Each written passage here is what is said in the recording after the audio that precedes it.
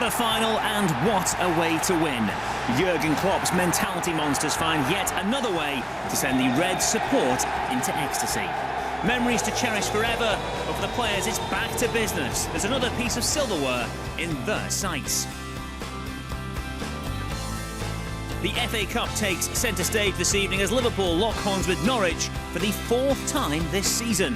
We'll have Matchday live from 7:15, followed by live audio commentary of the whole game on LFC TV from just before kick-off at 8:15.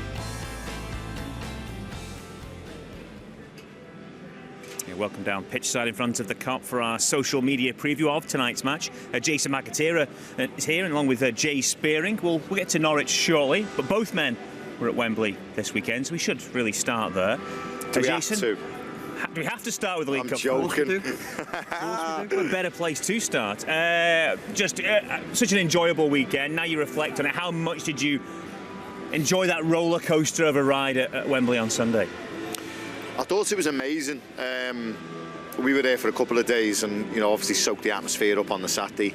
Sunday we were in the ground very early, and we watched it build up, and you just felt, after COVID and winning the league and no fans being there, it was something special about the day. You just had that feeling. It was the fans were coming to celebrate, a very, very good team. It was another final. Obviously, we didn't know the outcome, but everyone was just in a good mood, and everyone was back in the stadium, and it was just brilliant. Our fans got in there really early, as you'd probably expect coming down from Liverpool, as opposed to the Chelsea fans just coming across town. But it was probably the best 120 minutes as a football match goes for 0-0. I mean, it had a bit of everything, didn't it? I mean, the only bad player on the pitch, I thought, was and we can't even call him a player, was the referee. I thought Stuart Atwell and his assistants had a really, really poor game. But that aside, I thought the football match was absolutely fantastic. Two heavyweights going at each other. One minute it was Chelsea on the offensive, then it was Liverpool, then it was back to Chelsea. Then the changes were made, and it goes to penalties. And to be honest, penalties can go either way, can't it? It's just a lottery. It's pot luck, and for me, it's probably one of the best 0-0s I've ever seen. Like Macca said, it had absolutely everything. It had disallowed goals, tight ones we didn't think was offside, they were screwed offside. But the performance from Liverpool, and also you've got to give Chelsea their due, they really took us to the wire. But Liverpool overall were fantastic, and like you say, penalties are pot luck, and we were the ones to come out. But from my experience, I think it was an unbelievable day from start to finish. Drove down early morning, and funny enough, the last time I actually went to Wembley, I played behind closed doors at Wembley. So for me to go back and be in the stand and be there and experience the atmosphere from right inside the stadium, it was just an unbelievable day, and I loved it. But on that as well, though, go back to the 80s, particular Liverpool were at Wembley. It seemed like every other week.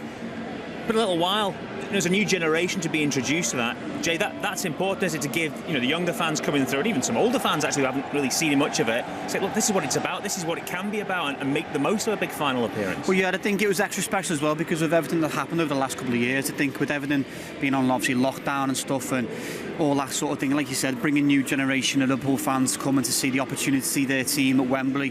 What an unbelievable stadium it is, what an unbelievable spectacle it was. 120 minutes of real good football, and fans of all ages were there, and it was an unbelievable day, and we were obviously absolutely delighted to come out on the great end. But the man in screen there, he was class from start to finish, and some of the saves in the game, by the way, were crucial saves, and he had a fantastic day. And for him to go on and score the last penalty for us, and then be in goal to obviously put Kelleher up and to miss, was a special moment for him, and he deserves a lot of credit, that lad, because he's been given that due and he was given a chance, and he took it, in my opinion. It was a really good point what you've made, because it'll certainly whet the appetite, and I think you'll see that in the performance tonight, because you'll want to go back.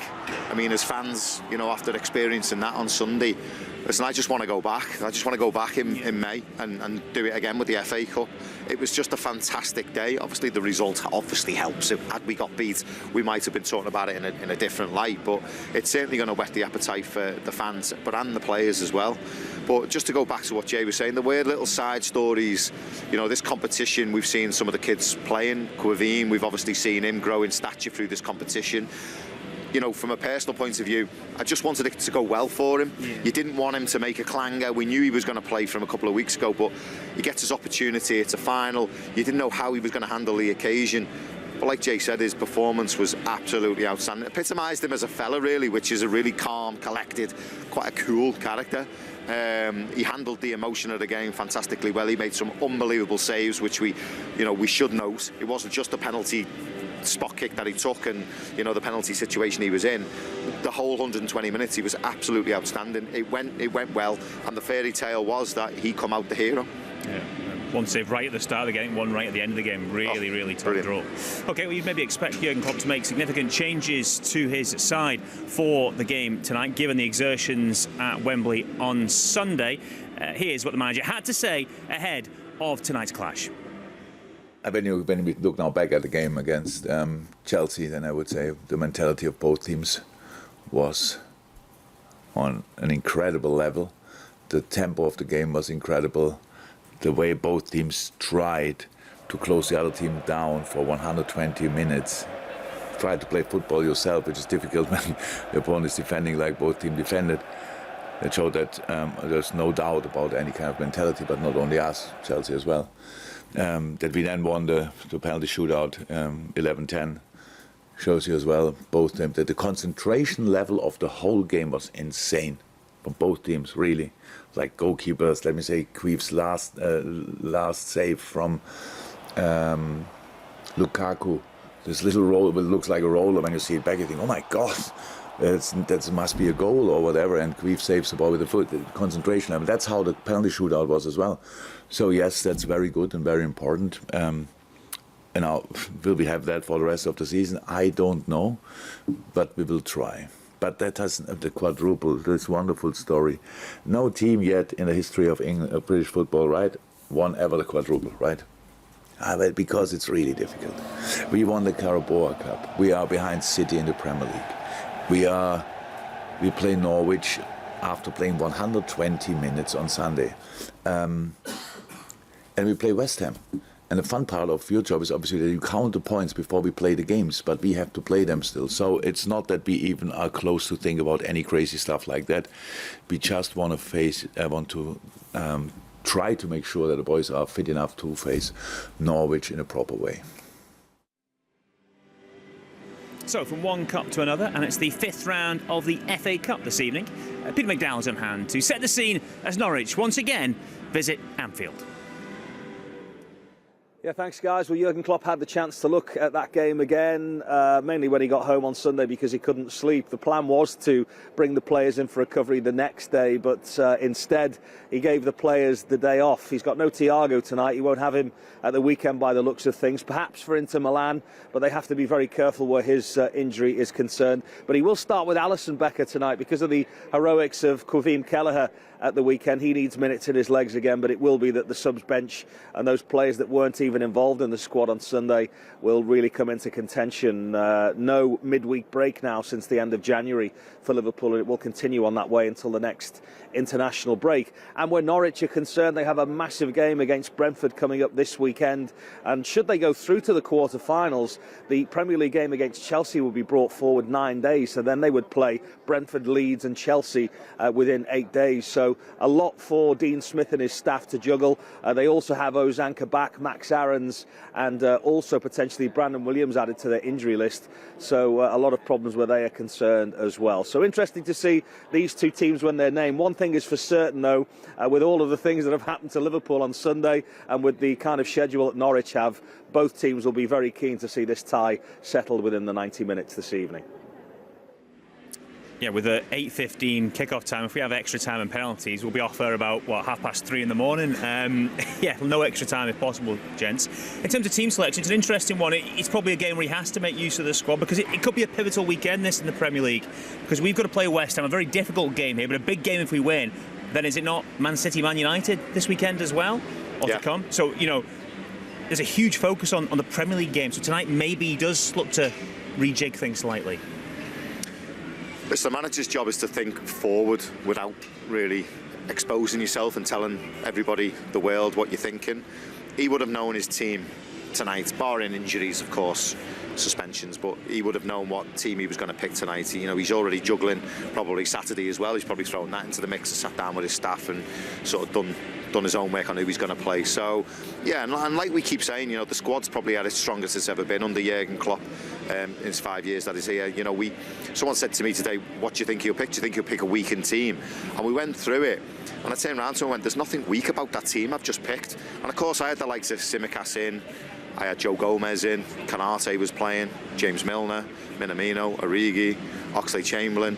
I mean, these are like international seasoned pros who've been around the club for a long time, who know everything about the situation. So that's not really a weakened team. All right, it's not the first team you're accustomed to play in a Champions League final, but it's a very, very good team that can get the job done. Yeah, you've got guys like Minamino there who'll be hungry for minutes because he hasn't been involved of late in some of the other games as much as he was maybe early in the season in League Cup outings and things. So it's a stage for the likes of him perhaps to step in. I think there's a stage for a lot of them, not just him, Origi, the Ox. A lot of them will be disappointed the weekend with minutes or even not being involved in the squad. There's still a huge squad, and like Maka touched on, the squad that this is now, it's probably one of the strongest squads that Liverpool have had in a very, very long time. So it's full of international players who can come in and replicate what our first 11 can do week in, week out. And this is a real opportunity for all of them now to really show the manager, well, listen, I'm still here, I haven't gone anywhere, I still want to knock about and I still want to try and force my way into starting 11 come the weekend too. So it's a real opportunity for all of them. Yeah, of course the bench was important in the last match against Norwich. We have played them already 3 times so far this season. But there's an onus, Dean Smith's spoken ahead of this game, the fact that he might have to chop and change as well, because they play Brentford this weekend. I think it's Leeds after that. Yeah, they are huge games. If they want to try and stay up, the 5 points from safety at the moment, bottom of the table, they need to get points from those games. So this is kind of down the priority a little bit for them.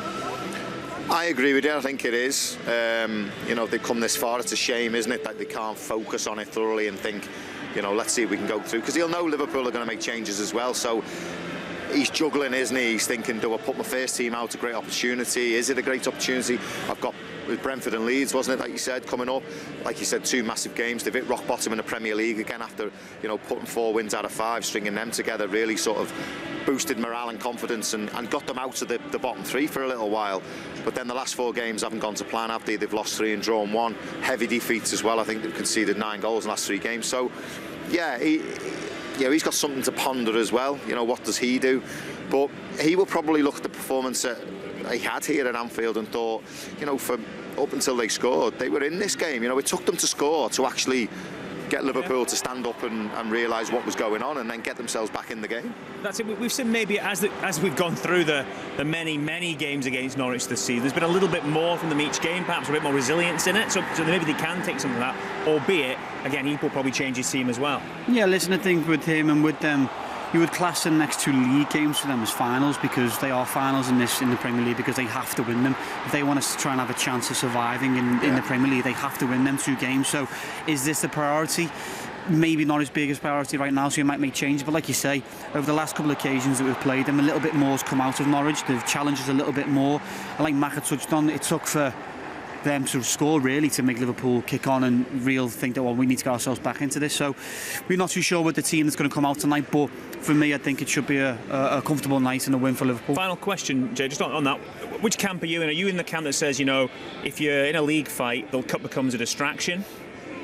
Or are you in the camp that says, it gives you a lift? If you have a good cup run, it boosts your league performances? I think it gives you a good confidence boost, if anything, because if you get to winning habits, whether it be in a cup or a league game, that then rolls on to the next game. So if they come here tonight and put on a good performance and get a win, that's going to give them a lot of confidence going into them next 2 games, which we've just touched on, a finals for them. Okay. Well, let's hear from the player who went from not even being in the squad on Sunday to scoring one of Liverpool's perfect penalties and then on to celebrate with his teammates, the fans, and of course the League Cup trophy. For Harvey Elliott, now the dust has settled, but how are his emotions? We enjoyed the moment. Obviously, we worked hard to get to that moment and into winning, and with the fans as well. I think we enjoyed it a bit more because it was our first trophy in a while since having fans back, to see the fans obviously celebrate and happy, and even just around England saw loads of videos of fans in Liverpool celebrating and stuff. So yeah, we celebrated a lot, which we deserve to do. But yeah, as soon as we got on that coach and on the plane home, that was it. The focus was on Wednesday. Even today, the boys around, we're not talking about the final anymore because it's in the past, and all focus is on Wednesday because it's another massive game and another game that'll push us into the right direction to another final, hopefully. And are you excited to get back to Anfield after the weekend? We're up against the Norwich side who gave you a tough game a few weeks ago. Yeah. I think especially being under lights as well, a late kick-off, so the fans are obviously going to be very excited and energetic after this win. So yeah, just to be back and playing in front of the Liverpool fans again, because we're going to need them again once more, like we do in every single game. And see, Norwich caused us a few problems last game. We're 1-0 down to them, so you can see that there's a threat there.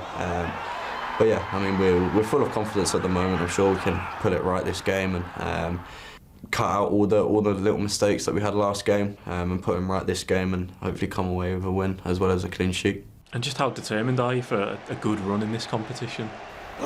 Very determined, to be honest. It happened in the Carabao Cup, and I mean, whatever team the gaffer decides to put out can quite clearly go out and perform as well as everyone else could. So yeah, I mean, whatever team plays, we're all determined to get into another final if we get there. But we just need to take each game step by step. Hopefully get the wins along the way. Focus on each game as it comes. But yeah, I think we have the ability, we have the desire and hunger and determination to get to potentially another final. But yeah, I mean, it's just down to us at the end of the day to go and put it right on the pitch. That's all from us for the moment. We will be back at 7:15 on LFC TV and LFC TV Go with Matchday Live. We'll hear from both bosses as well as more from Harvey Elliott. Then it's on to the match, and you can get full live audio commentary from Steve Hunter and Neil Mellor to take you through every kick of the game. And after the game at around 10:15, you'll find us back here pitchside with all the reaction from tonight's match. Thanks for watching. Bye for now.